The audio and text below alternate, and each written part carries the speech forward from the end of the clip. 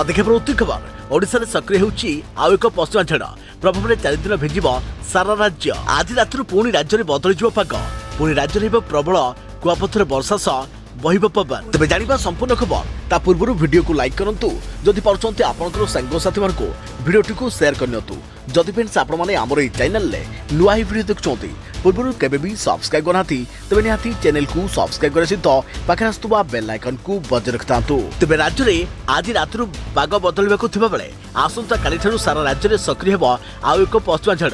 तेज यार प्रभाव में आसंता 4 दिन पर्यंत सारा ओडिशा रे प्रबल वर्षार संभावना रही है। यह समय बिजुली घड़घड़ी बज्रपात सह कुआपथर वर्षा और झड़ पवन होगा नहीं पूर्वानुमान कर भुवनेश्वर स्थित आंचलिक पाणीपाग विज्ञान केन्द्र। आगामी 4 दिन राज्य में पश्चिमा झड़र प्रभाव रहिबा एवं 24 घंटा मध्य केतक जिले में हालकारु मध्यम वर्षा सह किछि जिले में प्रबल वर्षा को कुआपथर माड़ सह बहिब पवन। तेज मालकानगिरी, कोरापुट, रायगड़ा, गंजाम, गजपति, कंधमाल, केन्दुझर, मयूरभंज सहित बालेश्वर, भद्रक, जाजपुर, कलाहांडी, नुआपड़ा और नवरंगपुर आदि जिले में यह पश्चिमा झड़र प्रभाव पड़वा नहीं पूर्वानुमान कर आंचलिक विभाग।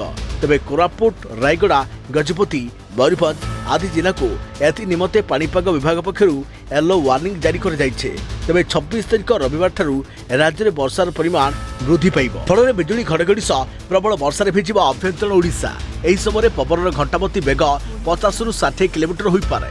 पवन एवं वर्षार बेग वृद्धि नहीं पाणीपाग विभाग मोट 13टी जिला को येलो वार्निंग जारी करिछि।